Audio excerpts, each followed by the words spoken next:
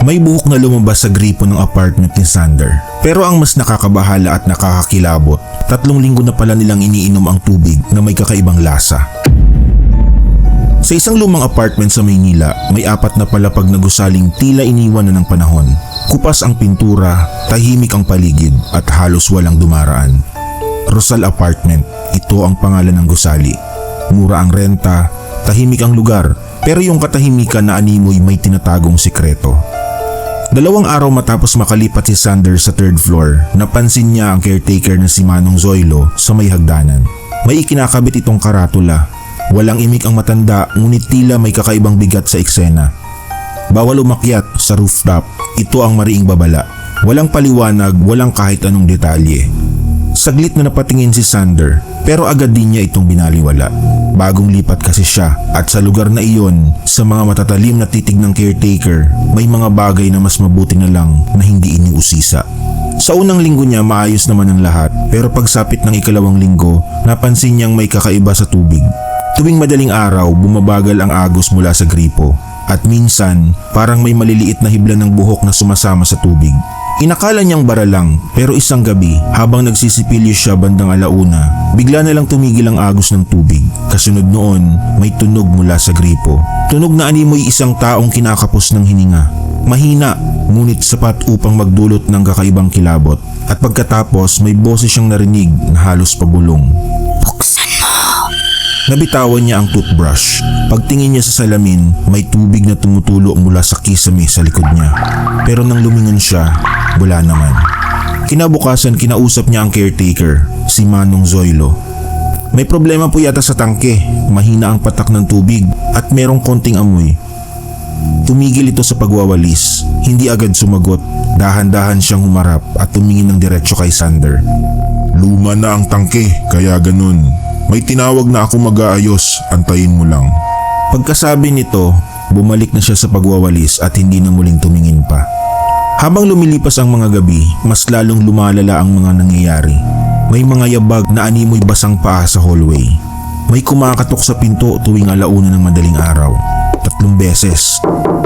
Ngunit kapag binubuksan na niya, walang tao. Pero may bakas ng tubig sa sahig. At ang mga bakas, palaging papunta sa hagdan, paakyat sa rooftop. Isang gabi, biglang nawala ng tubig ang buong apartment. Galit ang mga boarder, pero walang makahanap kay Manong Zoilo. Napilitan si Sander na umakyat sa rooftop. Kailangan niyang maligo at magtrabaho.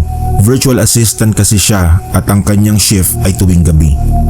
Madilim sa taas, mahina ang ilaw, tahimik pero hindi payapa. Habang papalapit siya sa malaking tangke ng tubig, agad siyang sinalubong ng amoy. Mahina pero parang may nabubulok, parang may patay na hayop. Dahan-dahan niyang hinawakan ang bakal na takip.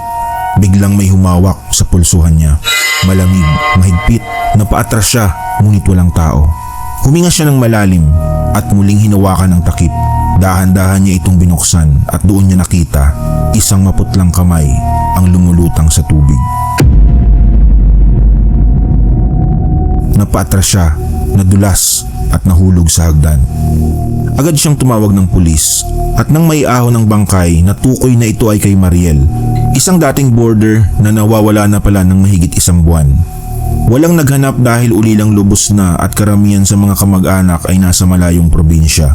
Sa investigasyon, nalaman na bago mawala si Mariel, madalas silang naririnig na nagtatalo ng isa pang boarder sa 2nd palapag, si Limuel, isang taong tahimik, mailap at halos hindi lumalabas. Pero ayon sa records, mahigit 1 buwan na rin siyang biglang hindi na rin nakita sa apartment. Walang address, walang contact number, parang bulang bigla na lamang naglaho. Kaya dahil dito, sumentro ang investigasyon ng mga pulis sa naturang lalaki. Simula nang matagpuan ang bangkay, hindi na pinatulog si Sander ng mga sumunod na gabi. Tuwing 1:00, may tumutulo sa kisame. Pagmulat niya, may tubig sa tabi ng kanyang kama. Minsan may hibla pa ng buhok sa kanyang unan. Minsan naman, may bakas ng kamay sa salamin sa banyo. At isang gabi, nakita niya mismo sa salamin may babaeng nakatayo sa likod niya. Basang-basa, nakatitig at may mga marka pa ng pasa sa liig. Alam niya sa kanyang sarili na may hindi tama sa mga pangyayari. Kaya sa ikatatahimik ng kanyang isip ay siya mismo ang naghanap ng sagot. Isang gabi, pinasok niya ang isang lumang admin office ng gusali kung saan nakatago ang mga records ng mga naging boarder. Doon niya natagpuan ang isang lumang record book. Habang nililipat niya ang mga pahina ay may isang papel na nalaglag sa pagkakaipit. Isang animoy liham, mahaba, detalyado. Nakasulat dito ang salaysay na si Lemuel ay nanligaw kay Mariel at kalaunan ay naging kasintahan nito. Madalas silang nagkikita sa rooftop pero may isang taong lihim na nakamasid lagi sa kanila. Isang araw, bigla na lamang nawala si Lemuel. Akala ni Mariel umalis lang ito pero ang totoo, siya ay pinaslang at inilibing sa isang septic tank na hindi na sinabi kung saan. Nagawa ito ng salarin dahil sa matinding selos. Akala niya kapag nawala si Lemuel ay mapapansin siya ni Mariel. Pero nang magtapat na siya rito ay tahasan siyang tinanggihan ng dalaga at ang malala, siya ay pinagtawanan lamang nito na may halong pangungutya. At doon, ang pagmamahal na iyon ay unti-unting napalitan ng galit. Isang hating gabi mag-aalauna ng madaling araw habang nasa kasarapan ng tulog, pinasok niya ang kwarto ni Mariel gamit ang spare key. Sinubukan niya itong halayin pero nanlaban ng babae. Nagpumiglas, sumigaw, at para patahimikin sinakal niya ito hanggang sa panawa ng buhay. Sa taranta, hindi niya alam kung saan ilalagay ang bangkay kaya itinago na muna niya sa tangke ng tubig. Ang liham, isinulat mismo ni Manong Zoilo. At sa huling bahagi nito ay humingi ng patawad sa kanyang mga biktima at mga kaanak nito. Hindi na nagdalawang isip si Sander, dinala niya ito sa pulis pero nang puntahan nila si Manong Zoilo, nakalak ang silid nito. Pinwersa nilang buksan at doon tumambad sa kanila ang katawan ng caretaker. Nakasabit sa kisame gamit ang isang lubid, wala ng buhay. Pagkatapos ng lahat, umalis si Sander. Lumipat siya sa kabilang apartment, mga 3 kanto lamang ang layo mula sa dating tinutuluyan. Isang gabi, nakaupo siya sa harap ng laptop, napabuntong hininga. Sa isip niya, sa wakas, nakaligtas na siya sa bangungot. O iyon ang akala niya.